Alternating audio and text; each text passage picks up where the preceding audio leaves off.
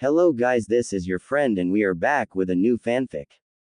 What if Naruto got X Harem with X female Kyuubi and X May X Terumi, Part 1. And if you enjoy this fanfic then please press the like button and subscribe to my channel for more fanfic like this. And now let's start the fanfic. Eyes. They say that the eyes are windows to the soul. In this case they show a dead one without feeling. Naruto walks down the street, shuffles. He can't bring himself to care enough to pick up his feet all the way off the ground. His eyes are his and not his at the same time. They have been described as piercing, deep, kind, an open book. This is not correct. Naruto's eyes are pointed at the ground and have been ever since he came back from his fight at the valley at the end. Where Sasuke, his best friend, put a Chidori through his chest. And after the whole thing Sakura. Naruto doesn't even want to think about Sakura. His eyes now can be described as dull, more of a green shade than blue, and dead. He has the look of a dead man. Alive, but dead.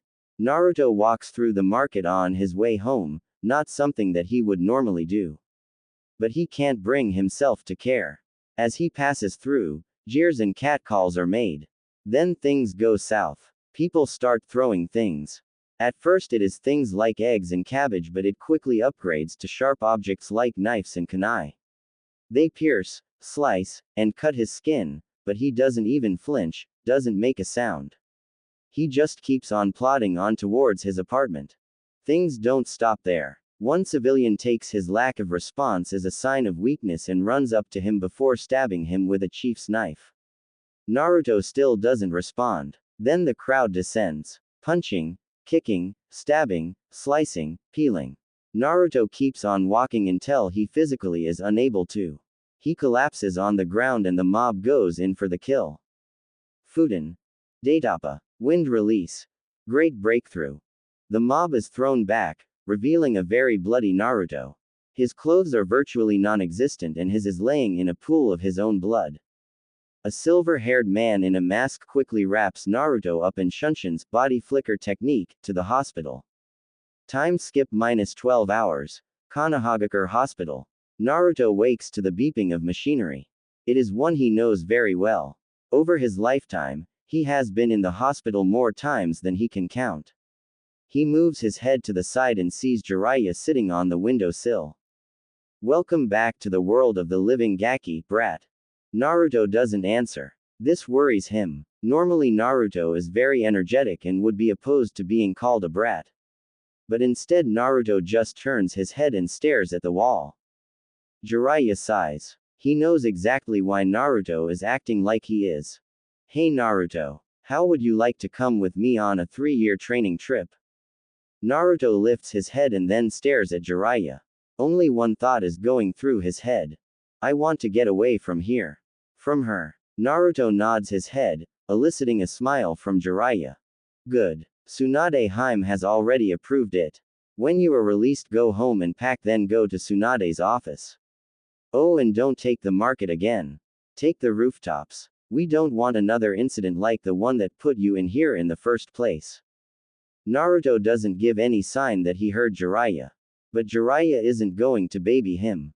With a wave Jiraiya hops out the window and goes to Tsunade's office.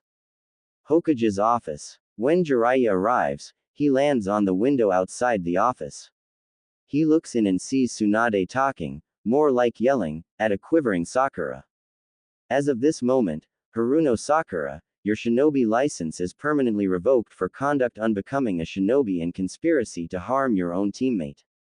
You will no longer be a ninja, train to be a ninja, or attempt to be a ninja. You are a civilian and will remain so for as long as you are in this village. Now get out of my office. Sakura bursts into tears and runs out of the office, not bothering to shut the door. Shuzin walks into the office and closes the door behind her.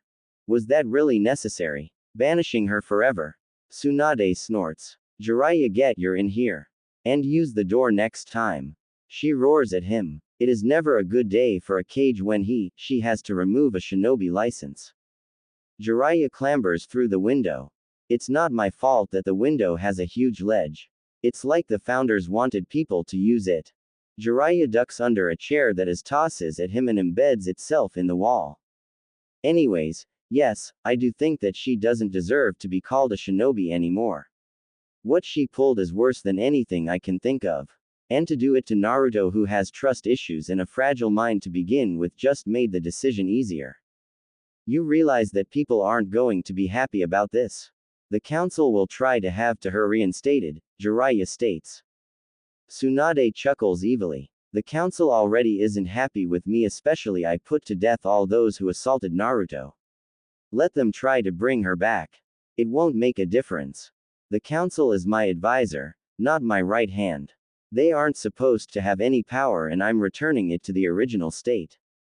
I have been looking for a way to disband the civilian side of the council ever since I took this job.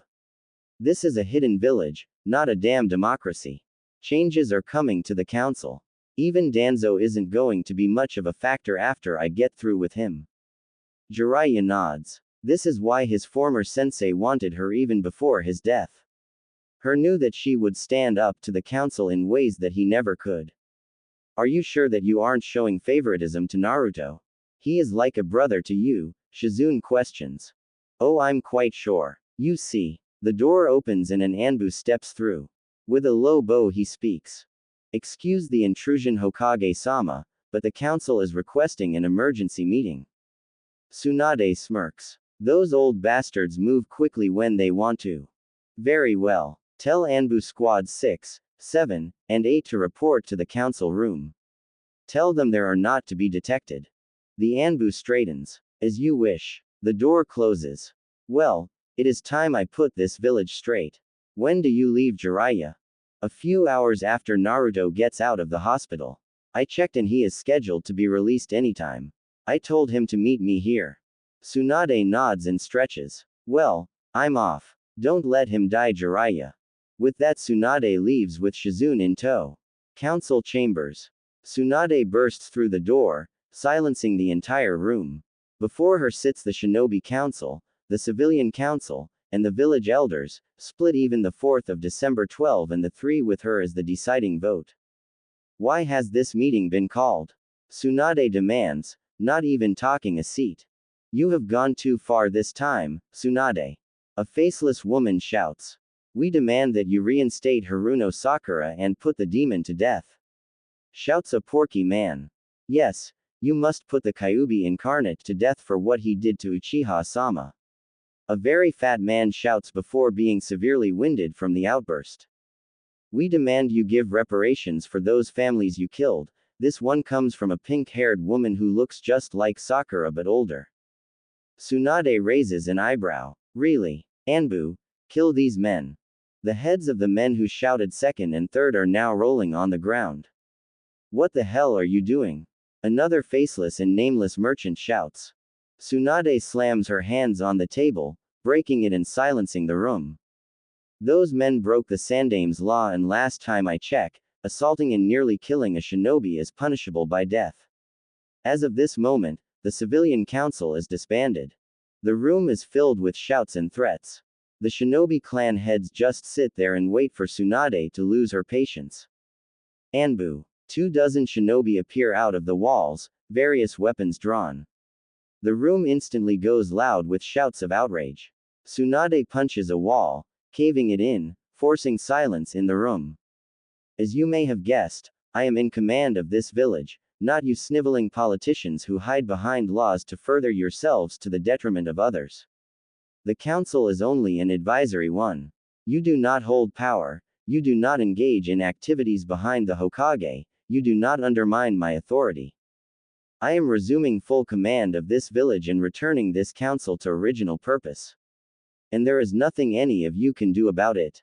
From now on, the advisory board will have no power to make decisions. They will be at my beck and call and will answer only to me. Anbu, escort these civilians to Ibiki and Anko. I hear she likes to hear screaming in the morning. Let's see how much information about stabbing me in the back he can get out of them.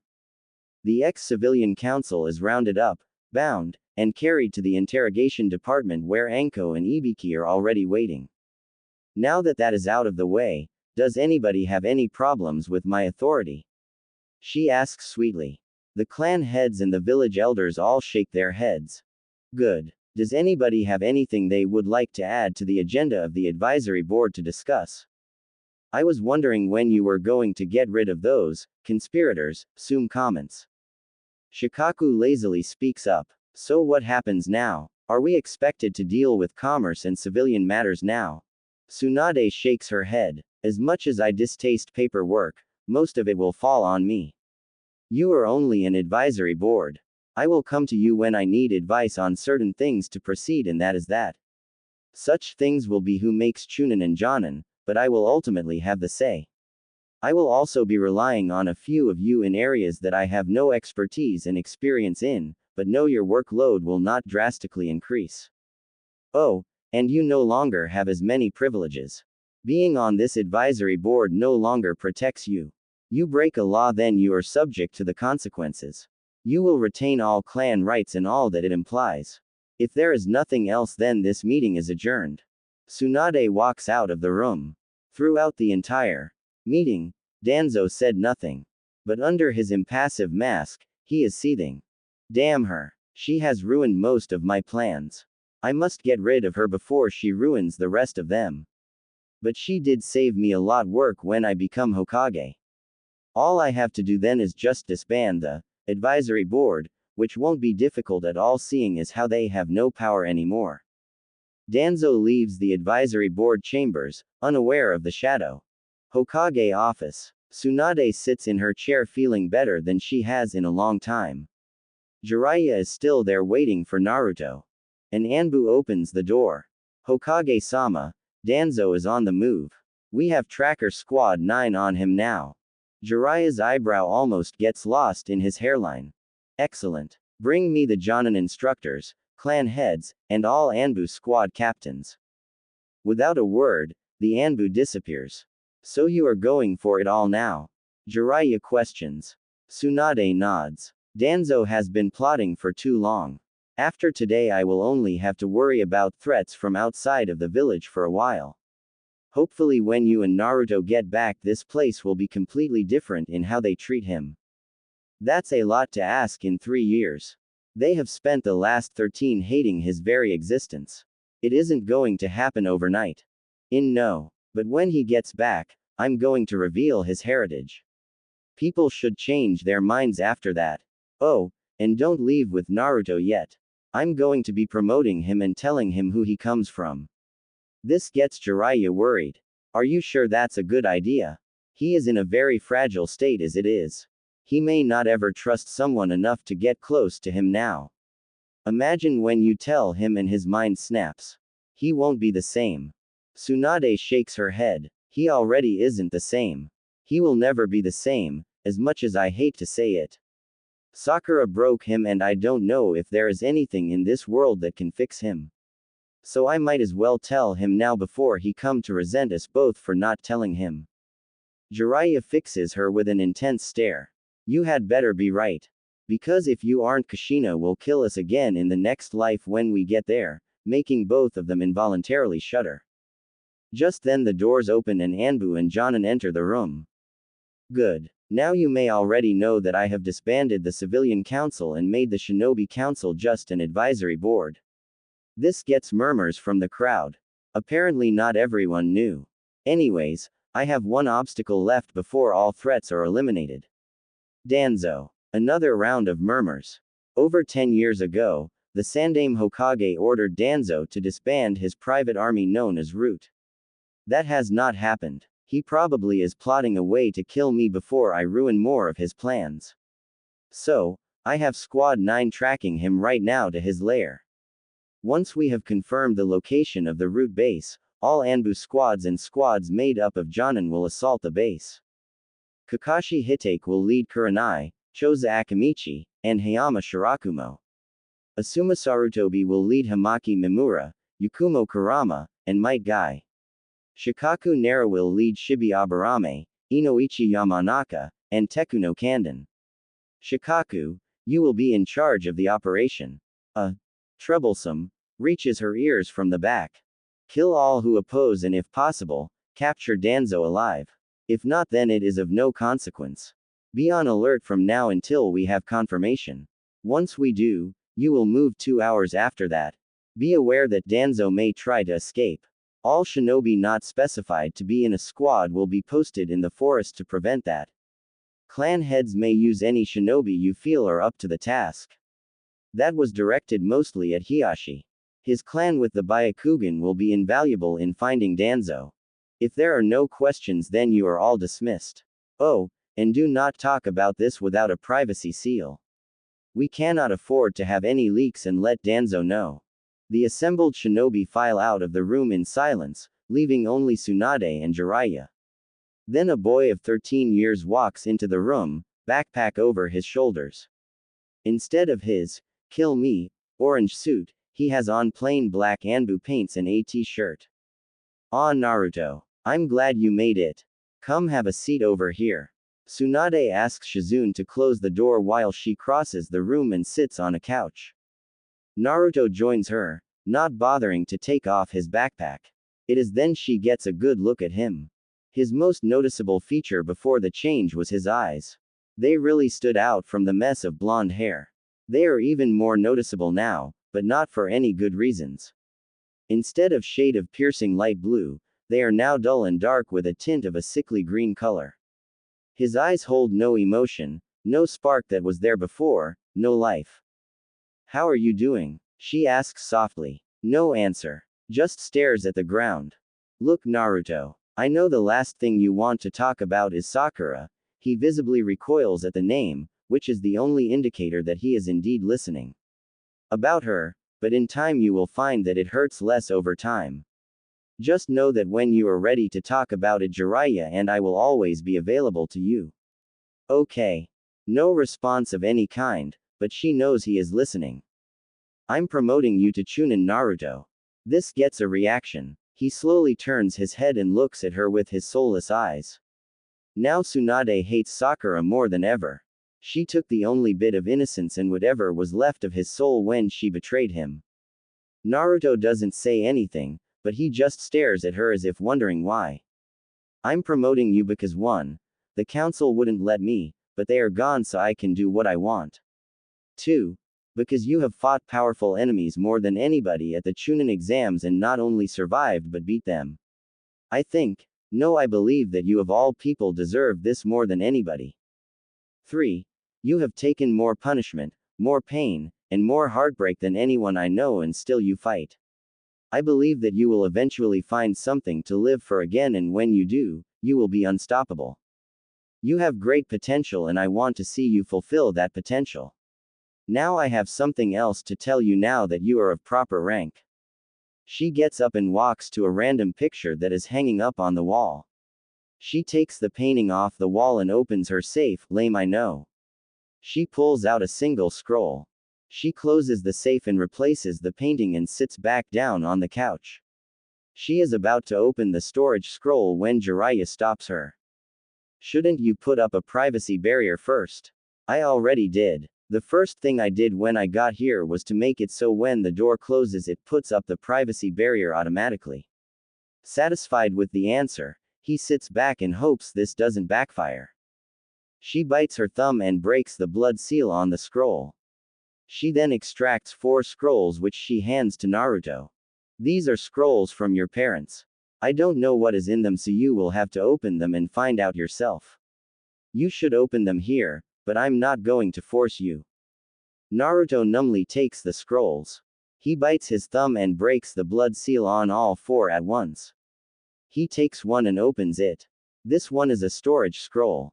He summons whatever is inside and out pop hundreds if not thousands of scrolls. Tsunade and Jiraiya's eyes go wide. Holy shit. Jiraiya picks up a scroll and reads it. Uzumaki Kenjutsu, Uzumaki style Kenjutsu. Jiraiya picks up more scrolls. They range from history to clan jutsu to forbidden techniques. This looks like the entire library your father and mother had. There must be thousands of scrolls. Naruto, who would have been jumping off the walls at the prospect of learning so many jutsu, but this Naruto doesn't react. Instead, he ignores the mountain of scrolls and opens the next scroll. This one is a letter. Dear Naruto, I cannot express how sorry I am that I cannot be there right now. My name is Kushina Uzumaki, your mother. I come from the land of whirlpools and have lived in Konoha with your father ever since it was destroyed. First, I want to say that I hope you don't hate me. I didn't fight for you enough to stop the Kyuubi being sealed inside of you. I didn't want to, but in the end your father convinced me. I know we condemn you to a life of hardship and hatred, but I know that my son can overcome anything. I have left you my sword and my armor. They are things that get passed down from generation to generation, and now it is your turn. I have also included the entire Uzumaki library. This has everything from our techniques to our history to the secrets of the whirlpools. My job was to protect the library and ensure its survival, so I pass the task on to you, the last Uzumaki. I hope you can find it in your heart to forgive your father and we have wronged you more than anybody else. Worse is that we left you alone to deal with it. I know the villagers will not see you as the hero you are, but I can hope. Please don't hate us, dear, but I will understand if you do. I hope you are healthy and well. Give my regards to Sarutobi if he is still alive or whoever the current Hokage is. I hope you live a long and very happy life. Your loving mother, Kushina Uzumaki. Naruto reads the letter again and again. During this time, Tsunade and Jiraiya have picked up and resealed all the scrolls. Eventually he just rolls it back up and opens the next one. It too is a storage scroll. He unseals the items. Out puffs a sheathed sword and 2 large chests. He opens the first chest. The inside is much larger than the chest has room for. It looks more like a walk-in closet than a chest. Strapped to the walls are hundreds of 3-pronged kunai. Naruto shuts the lid and goes to the second chest. Inside is a set of armor. Each piece is ruby red and very polished. There is a note right on top. This armor is the pride and glory of the Uzumaki clan. It is centuries old and very special. It is semi-sentient and will only allow the current head of the Uzumaki to wear it, all others will be crushed. It will grow or shrink to the body and consists of gauntlets, and greaves. Once on, channel chakra into the and the full suit will appear. The armor is made from a dragon's scales and hide, making it very flexible and very strong and hard to penetrate, and has the ability to harden or allow more flexibility depending on the situation and desire of the user. Being semi-sentient, this armor will automatically react to threats. Whether that is to harden the armor or to physically move the user, it will do so if allowed. When not needed, the armor will blend in as normal clothing while maintaining the protection it offers. When in the full armor is engaged, a helmet will also appear and completely cover the head, but will not hinder the user's ability to see. Use it well and represent the Uzumaki with pride. Naruto lets the note float from his hand and picks up the. It is surprisingly light. He puts on the fully gloved gauntlets, and then the greaves that go up to his mid-calves. The instant the greaves are on, Naruto feels a prick on his chest. After a minute or so, the armor visibly shrinks, conforming perfectly to Naruto's body. The shrinks and elongates so that it covers his stomach and sides. The gauntlets shrink and the fingers grow to accommodate his long and thin fingers. The greaves actually grow a little bigger, wider, and the metal crawls up his leg to just above his knees. Channeling chakra into he activates the full armor. Tsunade and Jiraiya watch as a flash of red starts from as the wave passes over Naruto's body. Molten red seeps from the wave and after a second, it solidifies. In less than 10 seconds, Naruto is standing head to foot in shiny red armor. It looks like Naruto is wearing a second skin. Albeit a very shiny and very strong second skin. Naruto is completely amazed, or as much as his current apathetic self will allow. He twists, turns, jumps, performs hand signs. He feels a very small amount of resistance when moving, but not as much as he was expecting. While he can feel the extra weight of the helmet, he can see clear as day, as if he wasn't wearing a helmet. Well, this is cool, he speaks for the first time in a week. But it isn't his normal cheery voice, but a monotone, almost uncaring voice. But it is a step in the right direction. He notices a slight muffle in his voice, like the sound and air are being filtered. Welcome, Master Naruto. Naruto jumps at the unexpected voice. Who are you? Naruto asks aloud. I am an imprint suit's first user, Kusaki Uzumaki. The original Kusaki made this suit after defeating a terrifying dragon that attacked Whirlpool many millennia ago. This armor was made from the defeated dragon's scales and skin. The dragon clan, ashamed that one of their own would do such a thing, offered themselves as the explicit summons of the wearer of this armor. I can offer help in battle, advice on any number of topics, or just a history lesson. As the guardian of this suit, I have sampled your blood to ensure that you are indeed an Uzumaki and then read your memories to find out if you are the head Uzumaki. If you had failed, then I would have killed you for putting on this armor. Naruto absorbs this information, but doesn't react to it visibly or verbally. Instead, he cuts the flow of chakra to the end. The armor withdraws back to just the 3 pieces.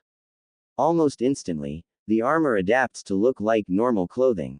The greaves become red steel-lined boots that go completely up to Naruto's knees, making it impossible to cut his Achilles tendons, and breaking his knee is much more difficult. The gauntlets become red fingerless gloves that go halfway to his elbows. And the becomes a red jacket that covers most of the gauntlets. Overall, he finds it acceptable.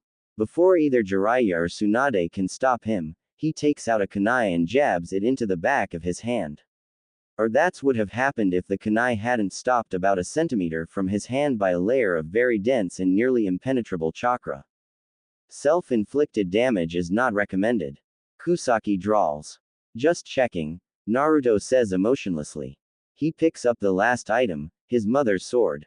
He unsheathes it and it almost instantaneously blinded by it. The sword appears to be made almost entirely out of light. He feels a very small percentage, about 0.5%, being pulled into the sword. Brings new meaning to the word lightsaber, Naruto thinks dryly.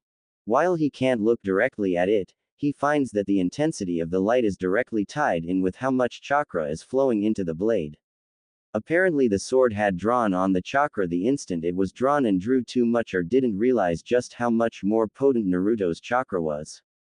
Naruto completely withdrew his chakra from the blade and he could finally look at it. He finds his earlier assumption that it was made out of light completely wrong. The katana-style blade is just over 50 inches long with a 10-inch hilt. The blade is long and very light and looks incredibly sharp. He runs his finger along the edge with no pressure added and is rewarded with a cut. But unknown to him, the sword has a second stage. Naruto notices the blood seeping into the blade. Suddenly an explosion of light erupts from the blade, making everyone cover their eyes and looking away. When the light dies down to tolerable levels, he finds that this blade is indeed made completely out of light.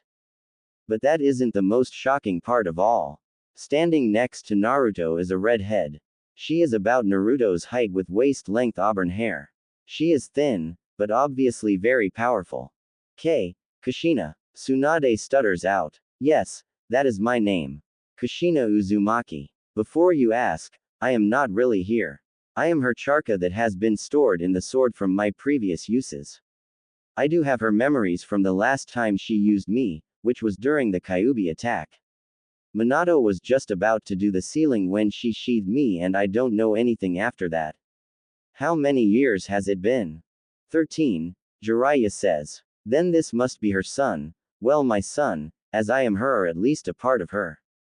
Well, I'm here to instruct you in the ways of Kenjutsu and in the personal Uzumaki styles, the dragon's talon and the dragon's scales. As you may have guessed, one is offensive and the other is defensive. So you are her, my son. You look a lot like your father. In fact, you are almost an exact replica of him. I believe we wanted to call you Naruto. Is that what they settled on? Naruto only nods, his soulless eyes on the ground, not able to look her anywhere near her eyes. This gets Kushina to raise an eyebrow. So, how do I ask this? Screw it. What's wrong with him? She points a finger at Naruto while looking to Tsunade and Jiraiya. Usually when someone sees their long-lost mother, they cry and hug. The exact opposite happens to be what Naruto is doing now. Tsunade and Jiraiya sweat drop. Just like her to not move around the niceties and just say it with as much tact as a bulldozer. has gone through a rather big betrayal recently, and this is the result. He doesn't want to talk about it, but I'm sure he will open up eventually about it. Kushina puts her hands on his face, wincing herself at his violent recoil. She slowly and gently forces him to look at her. When she does, she instantly wants to murder his betrayer. I knew that the villagers probably wouldn't accept him, but make someone withdraw into themselves as a defense mechanism means that it was a huge betrayal. While she may not real, or the original Kushina, she still has the same emotions and personality that includes a very strong protective nature. She decides to drop it as he probably won't talk about it now. She lets him go and takes a step back to give him space. Well, anyways, I will be teaching you Dragon's Talon and Scales. After that, you will create your own style. It can be offensive, defensive, a combination of both, or something completely original. I assume that you, Jiraiya, will be training him at the same time. Jiraiya nods his head. Yeah, I'm taking him out for a 3-year training trip. Mostly it is to get away from this village and its bad memories for him. Then I don't have to tell you that you had better not corrupt my son with your perverted ideas. Because Kami can't and won't help you in the afterlife. To make her threat have a little more impact, she cracks her knuckles. Jiraiya is starting to visibly sweat under the collective glares of Kushina and Tsunade. Of course I won't. How could that thought have even crossed your mind? Kushina's glare only intensifies. I know you were and would have tried to. Or do you not remember when I caught you peeping on me several times as well as Tsunade? I will not have my son grow up to be a perv. Jiraiya can't answer as there is a hole in the wall in his outline with Tsunade's fist extended right where the only geezer was just at. Kushina growls as she turns away from the hole in the wall and faces Naruto once again. Anyways, this sword is a divine object and is centuries older than your armor. Its name has been lost to time, so you may want to look it up if get a chance. Being a divine object, this sword is made for defending and defeating demons and other hellish creatures. There are other divine weapons as well as demonic weapons. Try to avoid the demonic weapons as they try to take you over and eat your soul. This sword has 3 stages. The first one is a normal metal blade that can be used to battle human weapons. In the second stage, the blade becomes pure light and can be morphed into a number of different styles of blades from a katana to a zanbeitu, whatever the user desires. While in the second stage, it can cut through most normal metals, but demon steel and a few others found here will repel it. The third stage is something you are going to have to unlock it yourself. I cannot tell you. Now, once Jiraiya gets back in here, we can discuss who gets Naruto at what time. Said pervert clambers through the sized hole in the wall. Naruto tunes out the conversation. He doesn't really care about how he spends his time, just as long as they do it outside of the city. Getting bored, Naruto picks up the last and final scroll. Dear Naruto, my son. My name is Minato Namikaze, the Yondaime Hokage, and the reason for your torment. I am the one who came up with the idea of sealing the Kyuubi no Yoko in you and performed the sealing, giving my soul in exchange for the village. I know that they will not do as a request and treat you like a hero like your mother and I want to, but I have no choice as the Hokage. I won't ask for your forgiveness, I do not deserve it, but I do ask for your understanding. The seal Shinigami put on you is the Shiki Fujin, dead demon consuming seal. You may have noticed by now that your chakra is a bit more potent than other shinobi. This is due to the fact that Kushina was 2 months pregnant when I sealed the Kyuubi into you. Because the seal allows a very small amount of the Kyuubi's very potent chakra called Yuki to mix with your still developing chakra network and altering your own chakra on the most basic level. You have either pure Yuki or a Yuki chakra mix running through your body, making your techniques very powerful with just a fraction of the chakra that it normally takes. I have included the entire Namikaze library along with the rest of my 3-prong kunai that are used for the Hiraishin no Jutsu. I don't know if you will be able to learn it, but I hope you do and carry on the legacy. Included in the library are the blueprints and my notes on the Rasengan and Hiraishin no Jutsu. I cannot begin to describe how sorry I am that I forced such a terrible fate on you. I can only hope that your mother raises you to be a fine young man and that you are able to find peace and someone to love and love you in return. I must go now. The alarms are sounding, meaning the Kyuubi is only a half hour away and I must prepare the seal. Goodbye and I love you. Minato Namikaze, Yondaime Hokage. P.S. Don't get mad with the current Hokage about not telling you about me. I left specific instructions that you are only to be told when you turn 16 or you make the rank of Chunin. I had many enemies that I know would take revenge for what I did out on you, my only heir. Naruto looks up and rolls the scroll up and tosses it on top of the other 3 scrolls. All 3 adults are watching him closely, not knowing what his reaction is going to be. When do we leave? His voice doesn't hold one bit of interest, making the others recoil at the very dead tone and look he is giving off. As soon as you're ready. If you want to leave the 2 letters here with Tsunade Harem, I'm sure she won't have a problem with that. You can seal up Kushina's sword or carry it with you, either is fine. By the time Jiraiya is finished speaking, Naruto is done. He had sealed up the 2 chests and tossed the 2 letters to Tsunade. He straps the katana sheath onto his waist and places the 2 storage scrolls in his bag and is at the door waiting for Jiraiya. He sheathes the sword and Kushina disappears back into the sword. Jiraiya stands and heads for the door before Tsunade stops them both from leaving.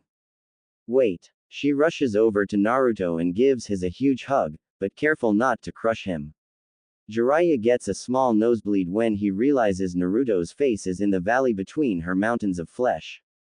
When she breaks the hug, she leans over to look him in the eye, unintentionally giving Naruto a good look at her while Jiraiya is moving around behind Naruto trying to get a good look.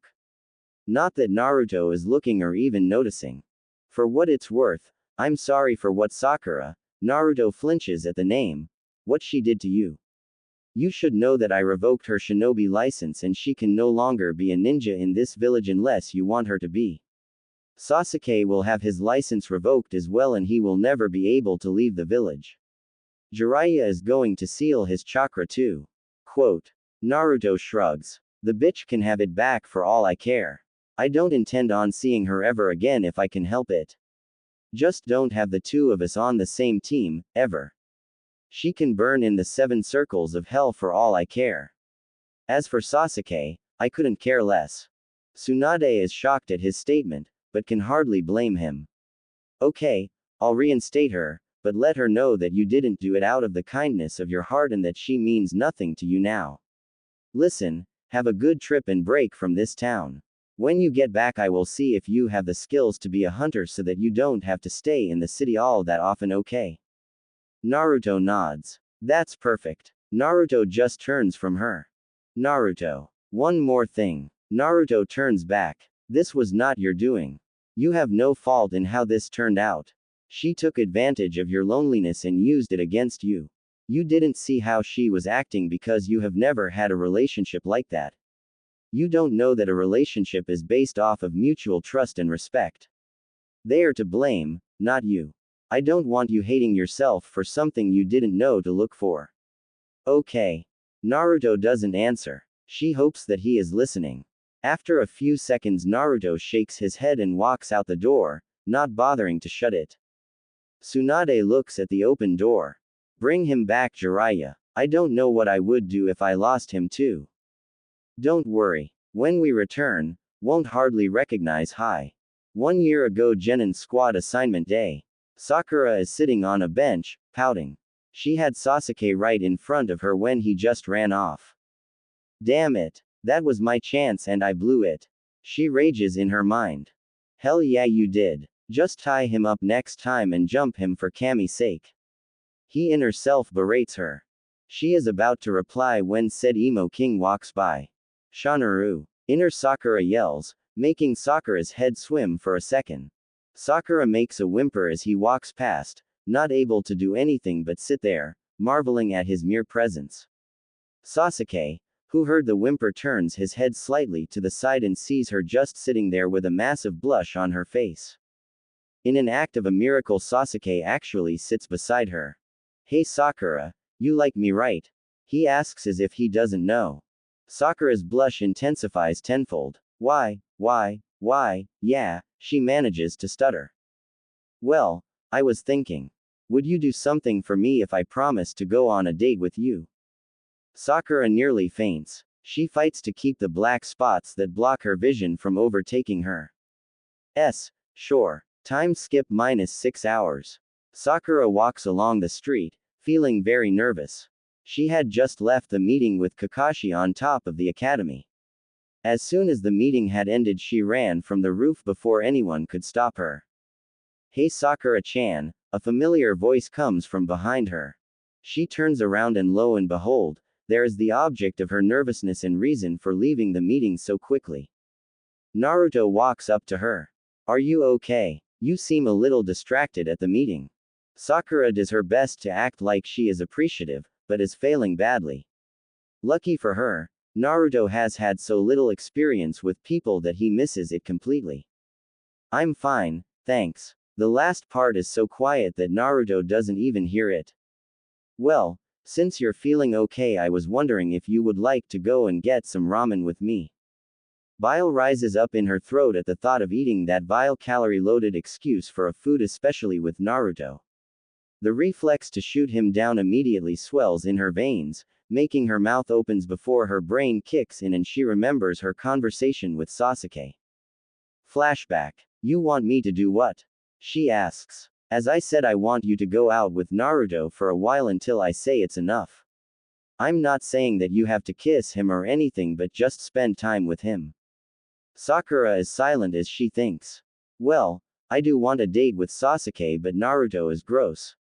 I bet he doesn't even take showers, judging from the smell. Little does she know that he can't take showers because he gets the water turned off every time he goes to his apartment. He only washes in the nearby river and he can't use soap or shampoo or he will kill the fish and other water creatures. But I really want to go on a date and then rub it in Ino Pig's face. I guess I can do that. Sasuke smirks. Good. Now while you are with Naruto, you can't shout how much better I am than he is or try to talk to me every chance you get. But you definitely can't talk about our deal with anyone or Naruto might find out. This is just between you and me. Just be a normal girlfriend to him minus the kissing part if you want. Sakura nods her head. She can do that. End flashback. Hello. Konoha to Sakura. Sakura shakes her head free of the memory. Sure. I'll go to lunch with you, but can we eat something else besides ramen? Naruto is stunned. Not once has she accepted a request to go on, for all intents and purposes, a date. Naruto quickly shakes that off. Sure, but there aren't many places that I'm allowed to go into. So what would you like to eat? Well, if you wouldn't prank people so much, then people wouldn't mind so much. She is blissfully unaware that his pranks have nothing to do why he is banned from so many places. How about sushi? Sushi is her favorite food and eats it as often as she can. Sure. I don't know any places around here. Naruto rubs his head in embarrassment. Sakura sighs and very hesitantly grabs Naruto's wrist before dragging him down the street. Time skip -4 months. Over the next few months since that first date, Sakura goes on many dates with Naruto. Not once have they gone out to Ichiraku's ramen, but to places that she likes and always makes Naruto pay and always orders the most expensive items. Naruto, however, doesn't seem to mind. In fact, people who knew him would say that this is the happiest they have ever seen him. Finally, he has someone to listen to him and pay attention to him. Currently, Sakura and Naruto are at her favorite sushi restaurant again for the 5th time. Naruto is always polite and very courteous, asking if there was anything he could get her or if she needs anything. Right now, Naruto is telling her one of his pranking stories. Sakura-chan, he asks. Was her response. She has been staring off into space, nibbling in a rolled piece of fish on a fork. You zoned out again. Oh, sorry, was the quiet response. Truly though, she wasn't the least bit sorry. All he talks about is some new jutsu that he saw or one of his pranks. Why can't he just shut up for once? How much longer am I going to have to put up with this before Sasuke's and my date? Naruto, however, has no idea what is going on inside her head. He takes a deep breath before calming his frayed nerves. Truth be told, he has been extra jittery today because of something he wants to ask her. Hey, Sakura-chan, I have been wondering if you would like to be my girlfriend. He says the end really quickly and recoils, expecting to get hit. Sakura, for her part, had been daydreaming about her date with Sasuke and was brought out of her wonderful dream by the last part of his sentence. What? She asks forcefully. Naruto cringes at the tone, but gathers his courage. I was wondering if you would like to be my girlfriend. Sakura can't believe her ears. Sure, Sasuke had said for a while, but damn it. He didn't say anything about becoming his girlfriend. She decides to go ahead and accept his offer because she can always just dump him. She tells herself that the next chance she gets is going to ask him about it, and he says okay to stop, she will dump him immediately. Sure, Naruto-kun. She has to fight down the wave of nausea when she says kun along with Naruto's name. She only succeeds because she keeps telling herself that it is all to get Sasuke, that this is just a means to an end.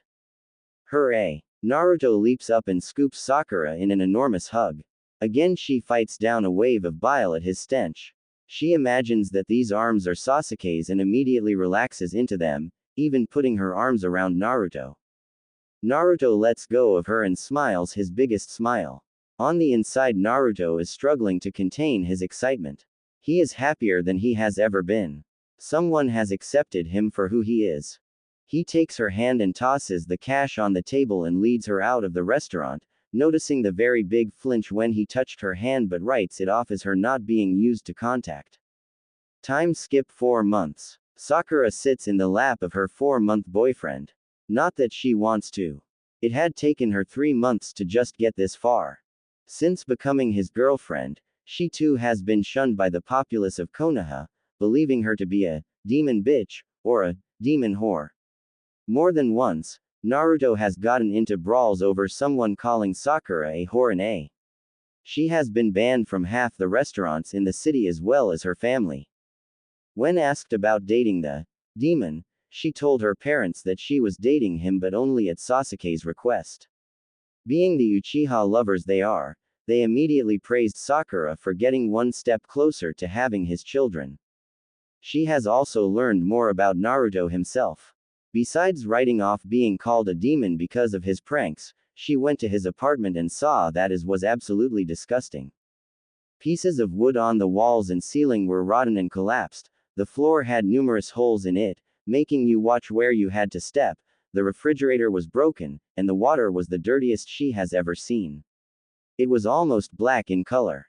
She immediately left the apartment, not able to stand the smell of rotting wood and the gas given off by the termites in the walls and wood.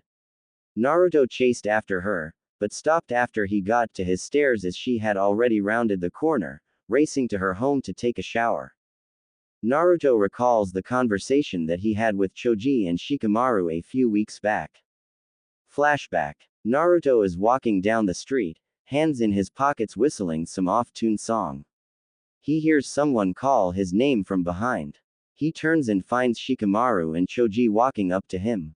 Hey guys. What's up? Naruto asks. Are you busy? We have something troublesome that we need to talk to you about, Shikamaru says in his lazy voice. Sure. I have nothing to do. I have to meet Sakura in 2 hours for a date, but other than that I'm free as a bird. Shikamaru mutters a troublesome before motioning Naruto and Choji to follow. After a few minutes' walk, they enter training ground 4. It is mostly a thin forest with small animals. Teams come here to train their tracking abilities. So what's up, Naruto? Have you noticed anything odd about Sakura? Shikamaru asks. He lays on the ground and watches the clouds go past through the holes in the canopy above them. What do you mean? Naruto asks guardedly. Munch. What he means is, have you noticed any strange behavior from her? Choji asks between breaks in eating his chips. No. Why? What's this about? Shikamaru sighs. As troublesome as it is, we want to let you know that we think Sakura isn't genuine in her wanting to go out with you. What the hell are you talking about? Naruto shouts, making the birds above them take flight from the sudden noise. Look, Munch, don't take this the Munch wrong way. She is a great person, Munch, but she doesn't act like she wants to be with you. Did you notice her sudden attitude change 8 months ago when she first said yes to goes out with you on a date? She doesn't bother Sasuke anymore. She doesn't go mouthing off about how great he is. She doesn't defend him when someone else besides you insult him, and she doesn't fight over him with Ino. What prompted her to have a complete change of heart in a few minutes? I think that it is because she doesn't really want to be with you. Look, Munch, she doesn't act like a normal girlfriend. She flinches whenever you grab her hand. When you Munch hug her, she tenses up a lot and then relaxes. She Munch berates you all the time. She hits you twice Munch as much as in the academy. Have you ever gone to a Munch place that you wanted to eat? Well, no, but I don't have a problem with that. Has she even kissed you? Does she tell you that she likes you or given you a present or given you any type of moral or emotional support? I see her forced smiles, the strain in her voice when she uses the kun at the end of your name.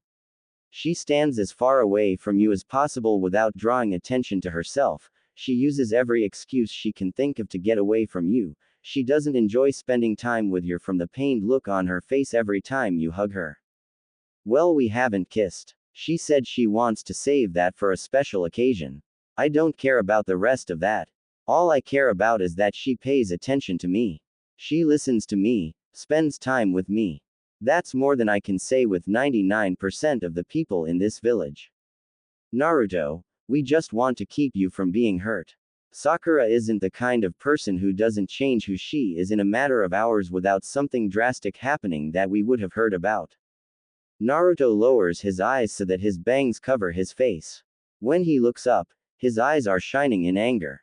I don't care about the way she acts or what you think about she would or wouldn't do.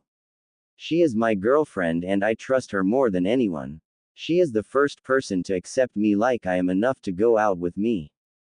Do you know what it feels like to not have a friend until you were 9? Do you know what it feels like to not know who your parents are? To wonder if they ever loved you. If they thought I wasn't worthy of them. Do you know what it's like to go home to an empty, run-down apartment night after night? When I can't own anything of value because the moment I do have something, it gets stolen or my apartment gets burned down again. When I'm with Sakura, I don't have a care in the world. She completes me. I can't imagine what I would do without her. Now Shikamaru and Choji get really worried. Sakura has Naruto wrapped around her finger and they can only hope that she chooses the right path because if not, there's no telling what Naruto would do. End flashback. Naruto is waiting for Sakura outside her house so they can go to a team meeting together. Naruto turns as Sakura exits her house and was about to sneak around the side and avoid Naruto when he spots her. What are you doing, Sakura-chan? He asks in his normal happy self. Sakura looks at him like a deer in headlights. She looks away quickly and cursing her luck at getting caught. I dropped something out the window. Yeah, was sitting next to this window when I knocked something off and I was going to look as I left the house. She commends herself on thinking up something so quickly. But she soon realizes that it is the wrong thing to come up with. Naruto is immediately over her fence and on his knees looking for the dropped object. Sakura stands up and just lets Naruto do the dirty work. She contemplates leaving him here, but it would just make things harder for her later on. I can't find it. What was it again? He asks. She rolls her eyes. Can he get any dumber? Don't worry about it. We need to get to the meeting. Sakura doesn't wait for Naruto and she immediately starts walking down the street. She hears Naruto run up beside her and before she can stop him, he grabs her hand and holds it as they walk down the street. Hey, Sakura-chan, I never told you this, but Shikamaru and Choji had a talk with me a few weeks ago about you. Sakura's heart stops. Inside she is freaking out. What the hell were they talking about? Why would they talk to him about me? I've done nothing that. Shut the hell up and listen and you will probably find out. Inner yells at outer. They said that they think you aren't genuine as they put it in wanting to be with me. They kept saying that you did things that girlfriends don't usually do, but I don't care about those things. I like you because of those things make you unique. I told them that I don't care about what you do as long as you want to be with me. You do, don't you? Naruto is leaving himself on a diving board over a deep pool with no water. Sakura, for her part, is shocked at his words. He likes her because of the things she does to minimize her time and contact with him. Naruto, you really are an idiot. She is too shallow to realize the meaning behind it. Time skip 2 months. Sakura is walking down the street having just gotten rid of Naruto at his apartment. Naruto had taken to kissing her on the cheek, making her involuntarily cringe every time. She sighs as she walks to her house for a scrub down to get his germs off of her skin. She walks past the main gates and takes a left and walks further down. Usually she doesn't take this route, but for some reason she feels compelled to tonight. As she walks, she spots a boy with black hair and a backpack walking towards the main gate. Wait, why is Sasuke here? The Uchiha compound is on the other side of Konoha. And why does he have a backpack? Sasuke-kun, she calls out. Said Uchiha stops in his tracks and a smirk comes over his face. Hello Sakura. She approaches him and jumps up happily. What's the backpack for Sasuke-kun? I'm leaving. Simple as that. Sakura's proverbial bubble fluctuates, being poked at by Sasuke on the outside. What about our deal? Sasuke tilts his head back and laughs, a very creepy and evil laugh. Did you honestly think that I would actually go on a date with a weakling like you? You aren't worth me spending any extra time with you, much less eating a meal I won't like in a place that I definitely won't like. Now Sakura's bubble bursts. She falls to the ground, crushed. Why would you make the deal then? She manages through a torrent of tears. Sasuke chuckles again. Because I wanted Naruto to get close to you.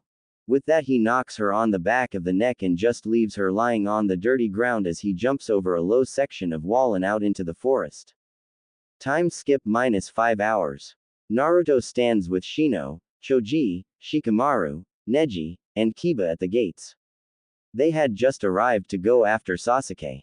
They turn to leave when a sobbing and dirty Sakura stops them. Go on ahead guys. I need to talk with her for a few minutes. Quote. Shikamaru gets a bad feeling in his stomach, but nods anyways and the four jump away towards Otogakure. What's the matter Sakura-chan? Naruto hugs her to calm her down, but she pushes him away. Bring him back. Bring back my Sasuke-kun. Naruto blinks for a second. Her Sasuke. What do you mean? She looks up, her eyes red and puffy. She grabs his collar and shakes him violently. Promise me you will bring him back. She snarls at him. Naruto, not really knowing what to do, just nods. Okay, I promise to bring him back. I have to go now. Naruto tries to hug her, but she fights him off and shouts for him to go. Now really confused, Naruto jumps off after his squad mates and forces his confusion to the back of his mind until after the mission. Time skip -2 hours. Sasuke and Naruto stand on opposite statues at the valley at the end. So you came. How's Sakura? Sasuke asks without turning around. That's none of your damn business. Under orders of the Hokage, you are to go back to the village immediately. Sasuke laughs. And you think you can make me? I'll bring you back even if I have to break every bone on your body. Sasuke turns around and finally faces Naruto. Then show me. Sasuke jumps across the gap and charges Naruto, Sharingan blazing.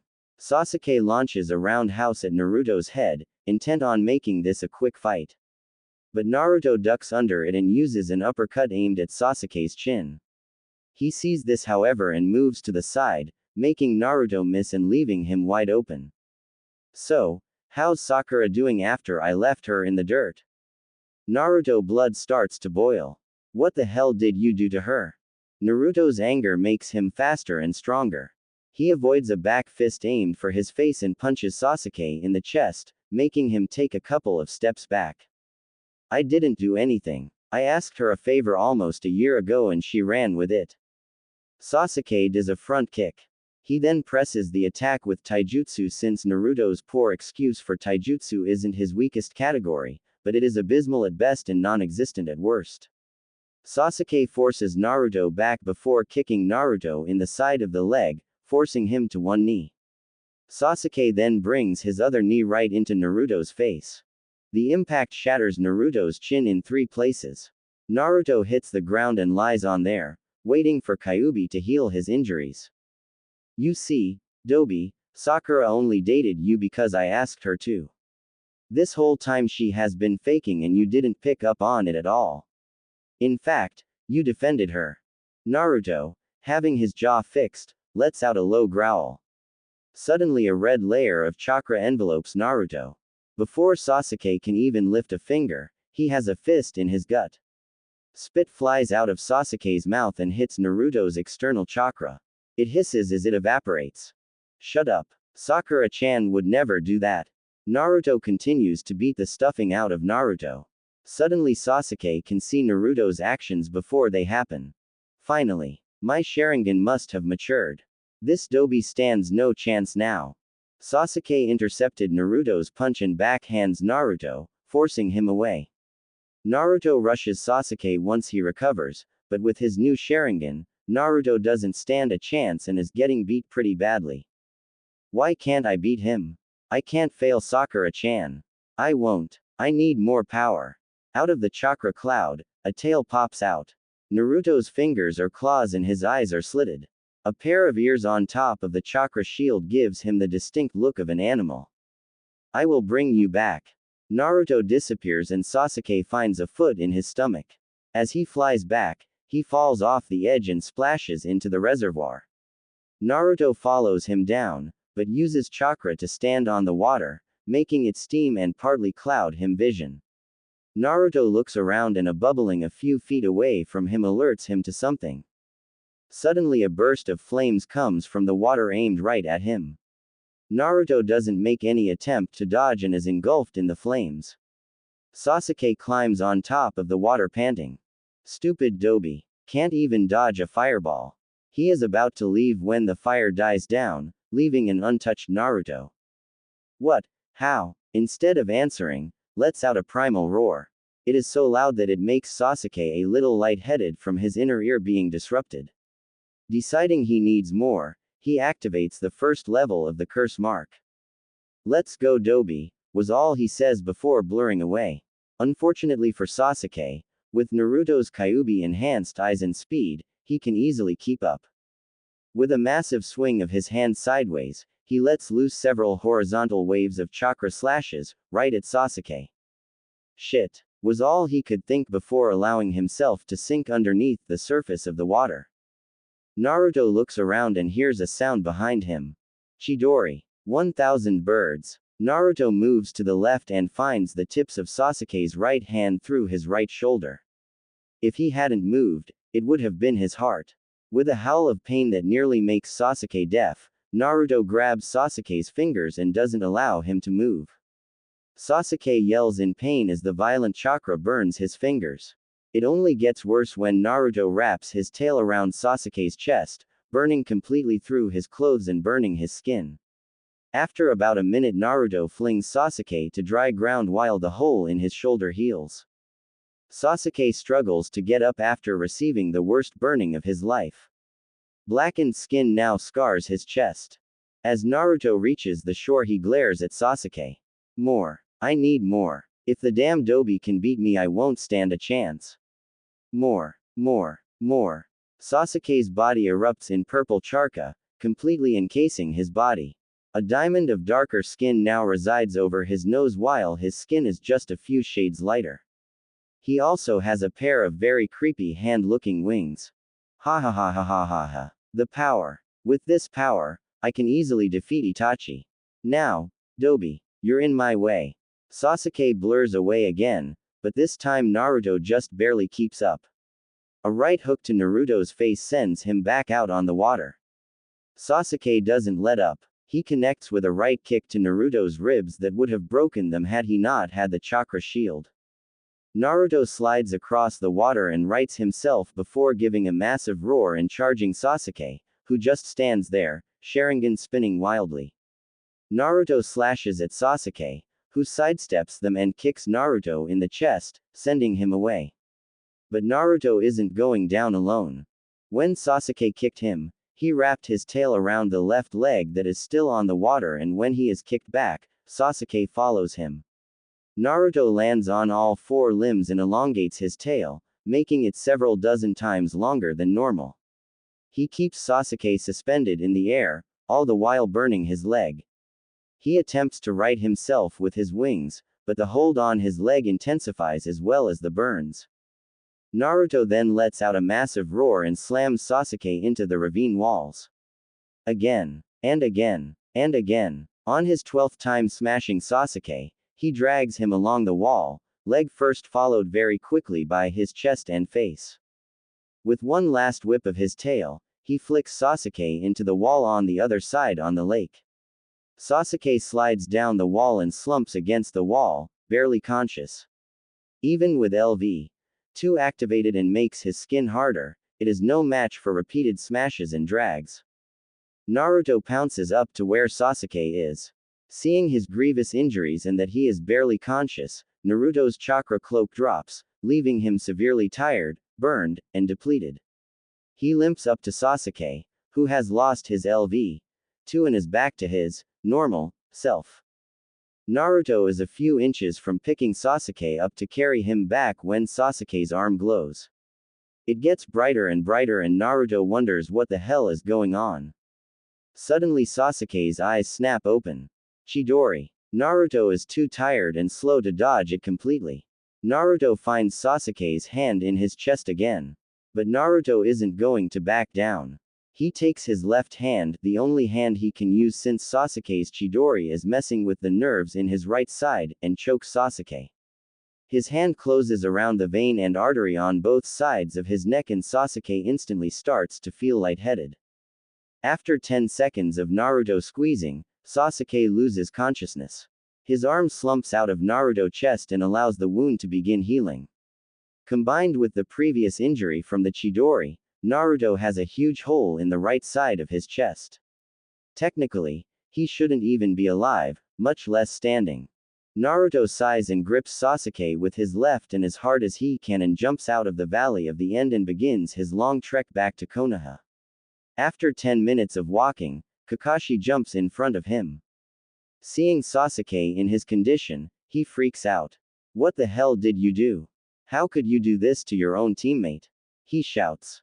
Naruto rolls his eyes. He is tired of Kakashi's favoritism towards the Uchiha, but is too tired to do anything about it. "Take him to the hospital.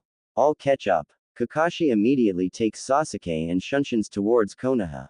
"Well, one problem solved. Now I just have to get back." Naruto walks for a good half hour before medics arrive.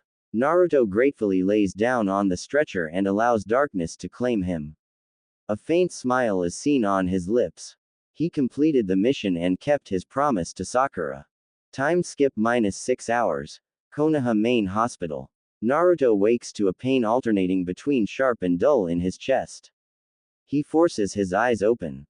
He is staring at a blank ceiling. He tilts his head to the right and sees his chest wrapped in a massive bandage and an IV lodged in his right arm. "Ah, Naruto, you're awake," a voice calls. Naruto turns to the other side and sees Tsunade sitting next to his bed, reading glasses on with a book in her hand. What happened? You stopped Sasuke from leaving the village. During the fight you took a couple of high-rank assassination techniques to the chest. On top of that, you used the Kyuubi's chakra for an extended period of time which left your coils burnt out and chakra burns all over your body. The hole in your chest was closing when you arrived here and isn't quite finished healing. You will have to stay here for a few days to gain your strength back and for observation." She is expecting Naruto to fight her on this like every other time, but he oddly doesn't. "Where is Sakura-chan?" Tsunade frowns. She hasn't left Sasuke's room once since you got back. She hasn't asked on your condition. She watches Naruto reaction. "How is Sasuke?" he asks quietly. "You did a number on him. All his ribs are broken, he has a very severe concussion, a punctured left lung, severe burns across his chest and left leg, severe chakra exhaustion, and somehow a fractured tailbone. Naruto looks down. So he is pretty hurt. The guilt in his voice can't get any thicker. Tsunade sighs. This always happens to people who are forced to fight each other like that who are or have been on the same team. You did what you had to. You didn't kill him and should make a full recovery with a scar over the burned sections of his chest. You showed a lot of restraint when using the Kyuubi's chakra. Most people lose control while using a Bijuu's chakra like that. Naruto nods. Tsunade can only guess as to his line of thinking. Can I go and see him? Tsunade looks at him over her glasses. She has a feeling on why he wants to go and see him is not for him but the person who has yet to leave his room. Sure, I don't see why not. Just be careful. You should also visit the rest of your team. They are all on the same floor as you. Sasuke is in room 205 down the hall to the left. Thanks, Ba-chan. Naruto gets up very slowly as his right side is still very sore. With Tsunade's help, he shuffles out the door with her right behind him on her way back to her office across town.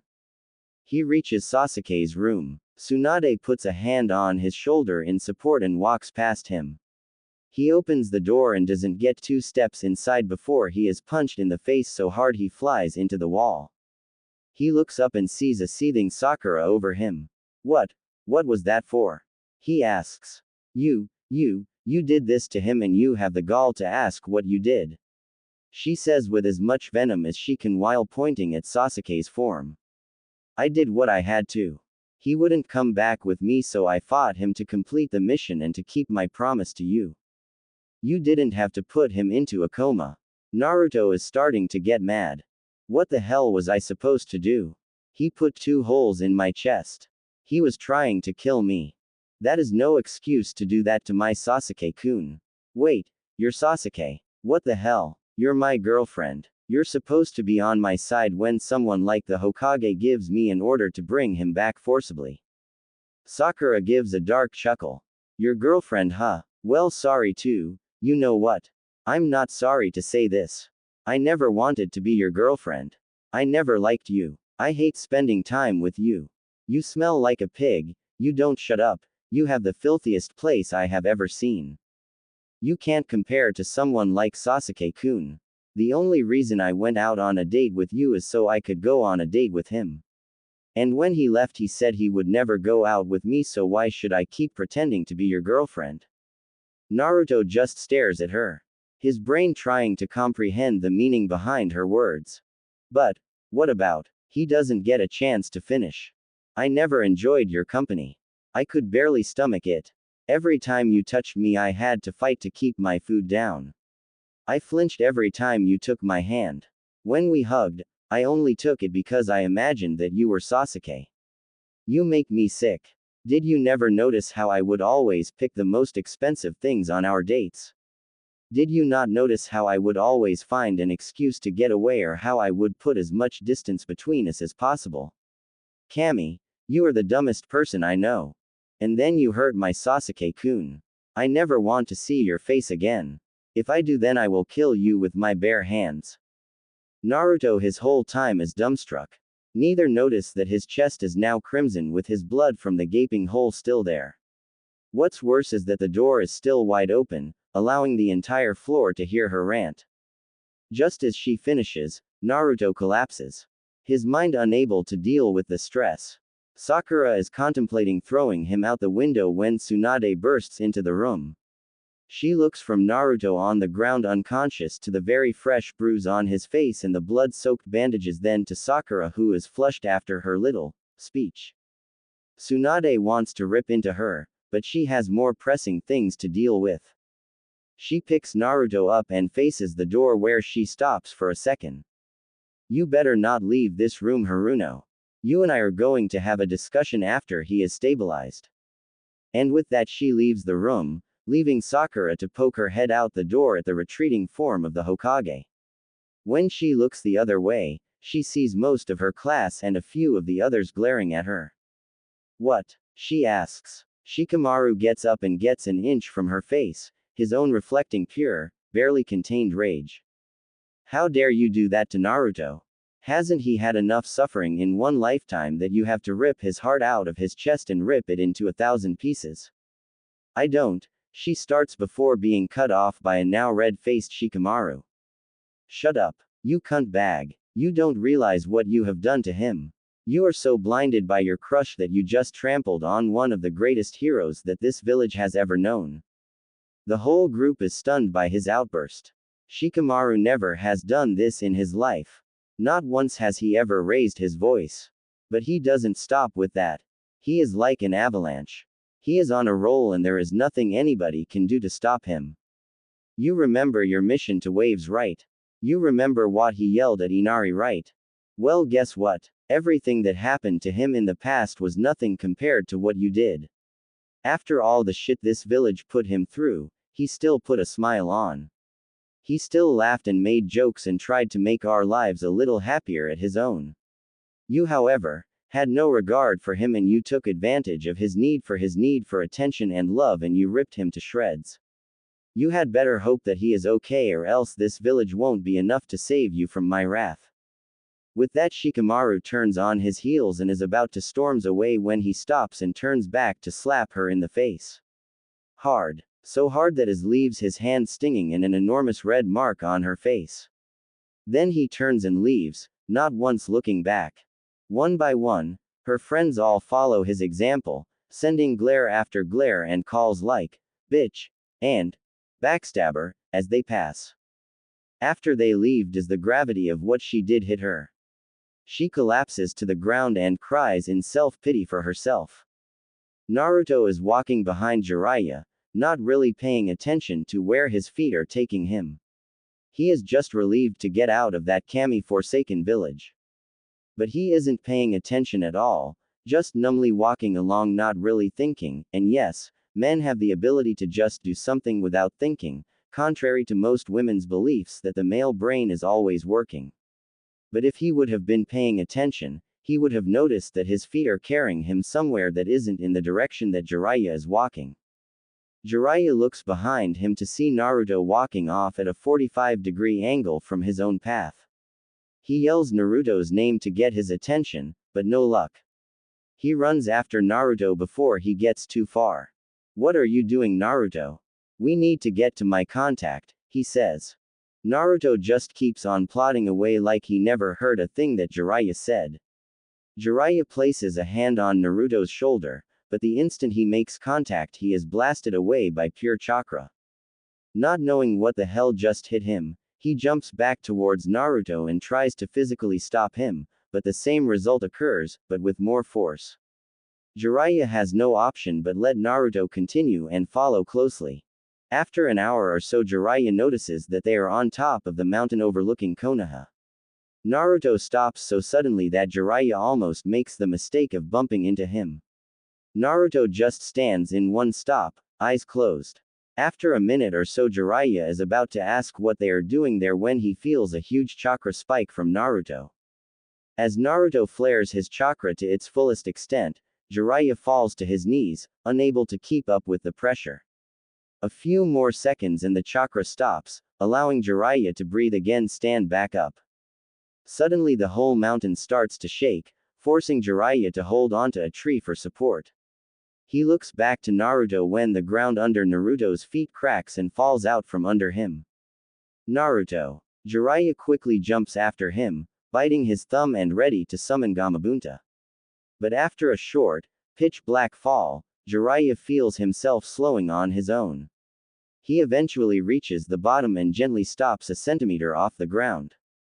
He climbs to his feet and sends chakra to his senses. The tunnel is pitch black. No light, not even from the hole he jumped through. He hears someone walking further down the tunnel. He feels a very soft breeze blowing down the tunnel as well. He does a quick Kaden jutsu and a ball of fire orbits his head. He creates two more, an uninterrupted light source. Jiraiya quickly follows the footsteps he assumes is Naruto's. After walking what seems like hours in the twisting tunnel, it starts to slop downward. Jiraiya speeds up, hoping to catch Naruto before something happens to him. After a half hour of more walking, Jiraiya comes across a huge cavern. The ceiling is so high he can't even see it or the back wall. He brightens the spheres of fire orbiting him, giving more light. He listens and follows the sounds of footsteps. Another minute of walking and he finds Naruto just standing there. Naruto. This time Naruto turns around. Jiraiya notices something about Naruto. His eyes hold curiosity instead of apathy. They still are dead inside, but not as much. Hey Arrow Sennin, I was wondering when you would get down here, Naruto calls in a monotone voice. Inside Jiraiya is jumping for joy. Not once since the hospital incident has he called him Arrow Sennin. So what is this place? Asks Naruto. Jiraiya looks confused.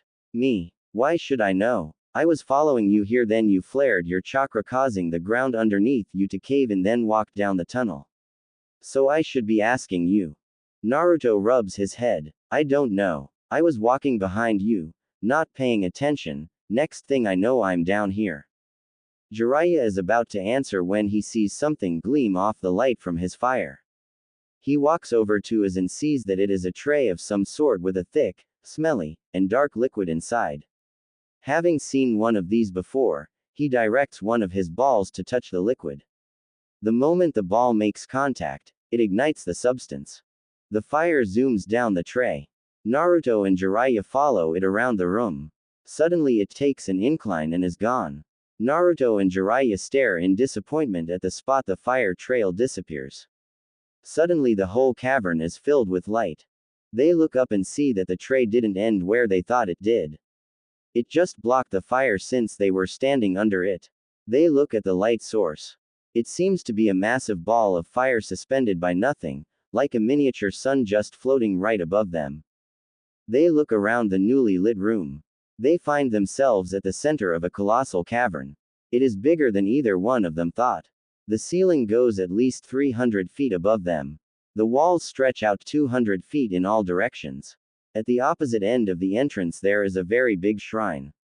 What in Kami's name is this place? Naruto asks in wonder. I don't know. I didn't even know this place even existed, Jiraiya whispers out in amazement. Just imaging the power someone had to carve this place out. It looks to be perfectly symmetrical and I don't even know what that is above our heads and how it is powered, he thinks, referring to the sun above them. They cautiously approach the shrine. It is a very old building and very ornate. Naruto decides, think the style of the Forbidden City in China. It is very simple, but very regal and practically shouts power and respect. They reach the altar, and a tablet bigger than Jiraiya with something written on it. Said Sanin moves forward, completely intrigued and engrossed. Damn, I can't read this. It looks to be a dead language, but the stone looks hundreds of years old. Jiraiya feels a faint power from the stone and Ye of Uzumaki by name and blood, surrender your hands and be judged. But heed the warning. Should you be judged unworthy, you will experience something far worse than death. Jiraiya looks to the side and sees that it is Naruto who read it. Gaki, did you just read that? Naruto nods his head slowly. I don't know how I'm able to read it, just that I am. I think the stone wants me to put my hand on it. Jiraiya's eyes go wide. What? No. Out of the question. This stone has a power signature to it. There is no telling what it will do to you. Naruto ignores him and stretches out his hand and touches a finger to it. Instantly his entire palm is pulled flush against the stone. Then something happens. Naruto screams in agony. He tries to pull his hand away, but it doesn't even budge. Jiraiya joins in and pulls with him, but no success. They continue to try to pull free when Naruto goes rigid. Jiraiya starts to panic and lets Naruto go and forms a Rasengan and prepares to demolish the stone. Right before Jiraiya slams the Rasengan into the slab when Naruto is released and slumps to the ground in a state of semi-consciousness. He immediately cancels the jutsu and rushes over to Naruto. Jiraiya looks at Naruto's hand. The skin was gone. He watches in amazement as he watches the skin grows back. He looks to the stone, but finds no trace of any blood or skin. Just as Naruto fully regains his senses, voices reach them. They turn to see Tsunade and two full squads of Anbu running towards them. Jiraiya, What the hell happened and what is this place and why are you here? I thought you left. She demands. I don't know Haim. What are you doing here? He asks, slightly stunned at her arrival. The entire village felt that chakra surge and I came here ready to do battle. Was that you? And what happened? She asks, concerned. Jiraiya looks to Naruto for a second. Well, first that Charka came from the Gaki. He gets a vibe from the Anbu. A badger Anbu steps forward, Tonto drawn. The demon is breaking free. We must kill him now before. The badger masked Anbu falls dead, skewered by another Anbu through the back of his neck. I apologize, Hokage-sama, he was extremely rude and out of line. It will not happen again, the bird masked Anbu says, clearly a captain, if not in charge after Tsunade of the Anbu. His statement is meant for the other Anbu more than Tsunade, and it is not lost on the other Anbu who shift uncomfortably. As I was saying, we were leaving the area when Naruto just started walking in a different direction. He says he doesn't know what happened. He just stopped right above the hole and flared his chakra. Then the ground caved in and I went in after him and it led us here. I had no idea something like this existed inside the mountain. Anyways, we come across this shrine here and there is something written on it. I couldn't read it, but Naruto did. After that he placed a hand on it and started screaming. I tried to get his hand off, but I couldn't get it off, so I was about to use a Rasengan on it when it let him go. He just recovered when you showed up. Tsunade turned to look at Naruto. You might want to tell the Anbu to go, he says nonchalantly. Tsunade raised an eyebrow. Oh really? And what makes you say that? Because I have information regarding this place that nobody but the Hokage should know. Obviously you would just tell Jiraiya about it later anyways, so he should stay, but the Anbu shouldn't hear this. Tsunade gives Naruto a calculating look, checking for anything abnormal. After a minute, she can't find any and dismisses the Anbu. Naruto then unsheathes his divine sword and summons Kushina once they are out of sight. Oh, I wasn't expecting to be let out this soon again. Are we going to? She trails off as she takes in her surroundings. No, we're not training right now. Tell me, mother, what do you know of the Uzumaki history? He asks. Kushina looks confused for a second. Not all that much. While I was tasked with the library's survival, I have read very little of it. I do know that the Uzumaki were unnaturally good at Fuinjutsu and we have a very long lifespan with several clan members reaching 140 before dying of old age. Not much after that. Why? Naruto nods. Because this tomb is something that belongs to the Uzumaki. The three are stunned. What do you mean? How could it belong to the Uzumaki? They came from Uzugakure, not Konoha, Tsunade says. Naruto holds up a hand to stop further questions. He turns around and faces the stone. Jiraiya then notices that the writing is different and a lot more of it on the stone. Naruto begins to read. Ye of Uzumaki heritage have been found worthy. Heed this message well and find the other tombs. Before time itself was created, there are 4 gods and goddesses. Asumi, the goddess of creation. Kami, the goddess of life. Shinigami, the god of death. And Kratos, the god of destruction. Asumi was lent the power of the other gods and thus the universe was born. In that universe is the diamond in the rough, the crowning achievement of Asumi, her greatest creation. Earth. Within this one seemingly insignificant planet lays the most complex and sophisticated ecosystem ever to be created. This truly unique planet houses trillions upon trillions of unique life forms, all living in a perfect cycle of birth, maturity, decline, and death. But her single greatest creation was born. Humans. Kami, are commonly known as fate, rules over the living, deciding what is to happen and how it happens. Shinigami, also referred to as the Reaper, takes the souls of the dead and places them in hell or heaven. The requirements for either are not known. And lastly, Kratos craves all that is chaotic and destructive. Whether it is simple mindless destruction or the killing or life forms, he desires it.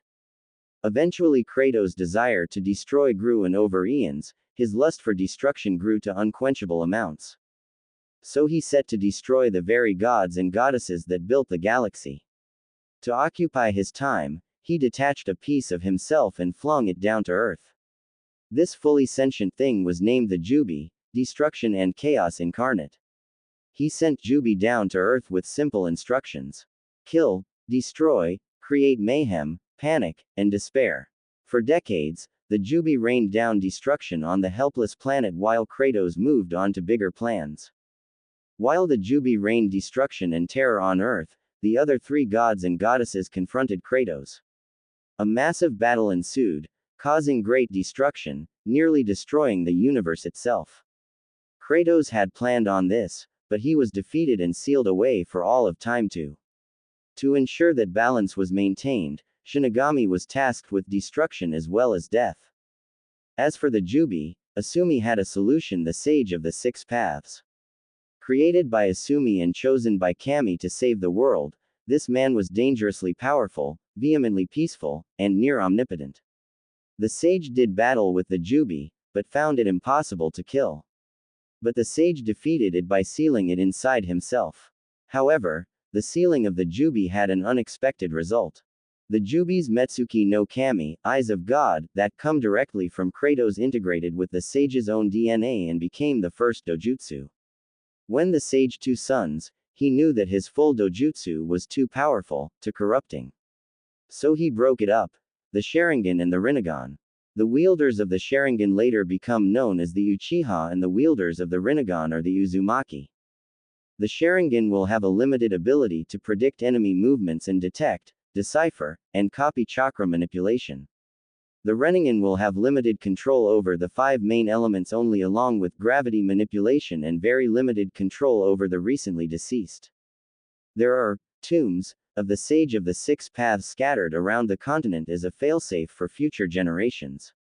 These tombs contain power locked away by the Sage of the Six Paths to ensure world safety. One must pass 6 tests to gain all these powers. Each tomb bestows a different power as well as fully activating the full Metsuki no Kami. The tomb of the monk activates the domination over fire. The tomb of the warrior activates the dominion over wind and the first stage of the Rinnegan, allowing the user access to all basic elements. The tomb of the healer activates the supremacy over earth and life. The tomb of the priest activates the omnipotence over lightning and injects the DNA for the Sharingan and activates it to its 3-tomo stage.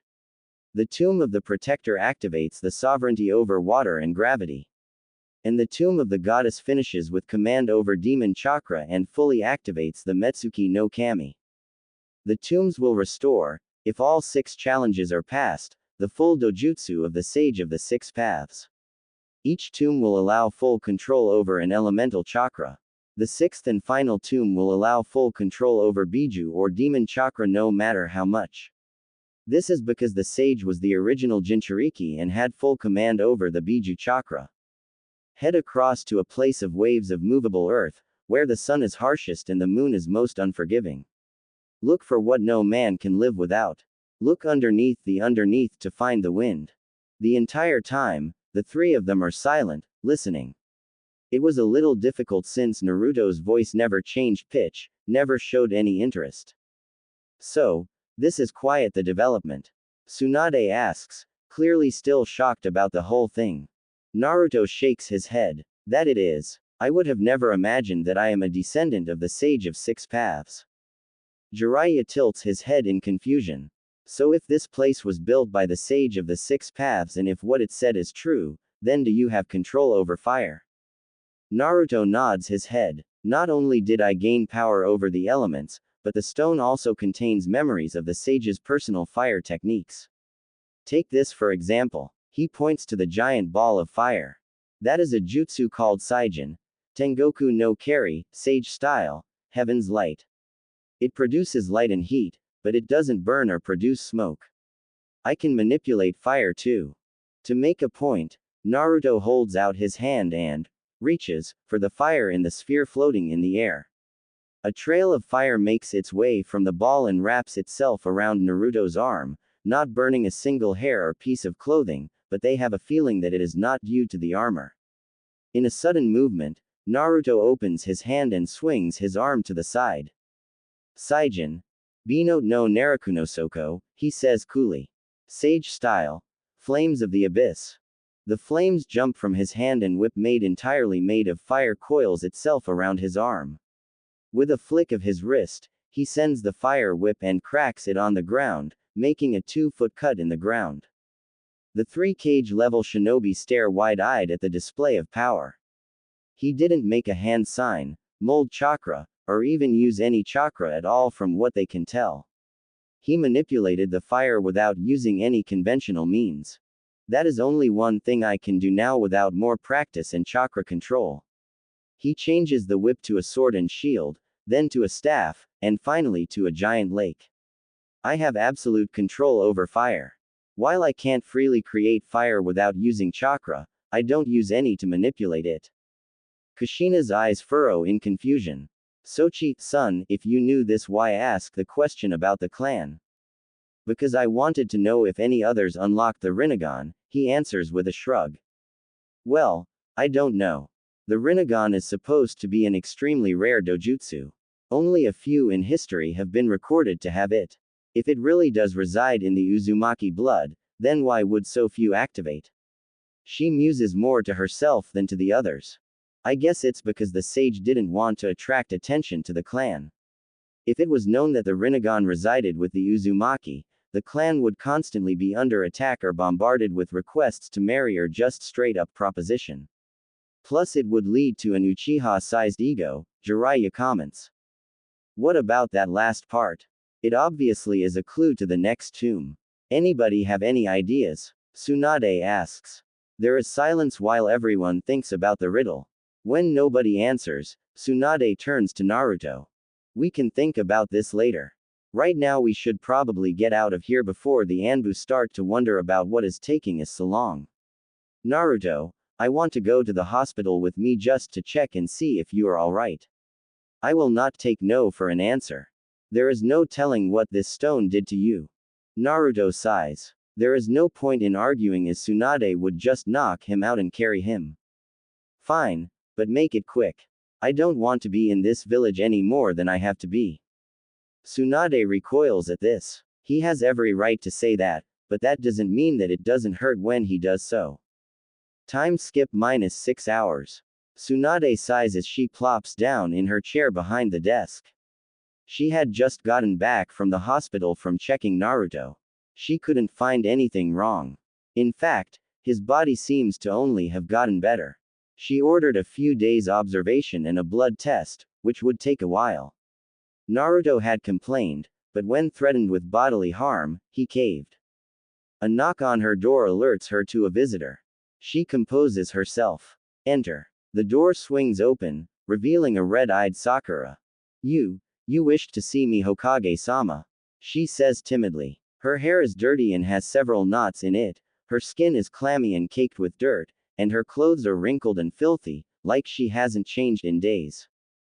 Yes. Have a seat. Sakura slowly walks over and fearfully sits, afraid of being lashed out at. Tsunade reaches into a desk drawer and pulls something out. She slides it across the wide desk where it stops on the edge, facing Sakura. Said girl's eyes go wide. You are only getting this back because of Naruto, she says dangerously. The item is her license that Tsunade hadn't had a chance to incinerate yet. Sakura perks up at this. Perhaps there is a chance that things can still work out so she can save face with her friends. She reaches out to grab it, but Tsunade yanked it back quickly, startling her. Listen and listen well. If it were me, you would never get this back, but I left it up to Naruto. With that being said, you are dead to him. This was a parting gift. He has requested that you never be put on the same team, same mission, or anywhere near him in an official capacity. And I am quite motivated to grant that request. Sakura deflates at this. She means nothing to him now. How is she going to face her friends now? As of now, you are on probation. You will not leave this village without my expressed authority, you will only conduct D-rank missions for at least a year, and you will only receive half pay for those missions. The rest of the money will go to Naruto's funds as reparations.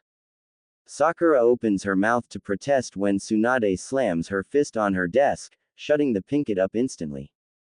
You either take the deal or remain a civilian forever. Sakura thinks it over for a second. I accept, but I protest this treatment. How am I supposed to? Before Sakura can even blink, she is pinned into the wall across the room, Tsunade's hand on her throat and none too gently. Now listen here, you selfish bitch. Do you have any idea what you have done to Naruto? He opened himself up to you and you treated him like garbage.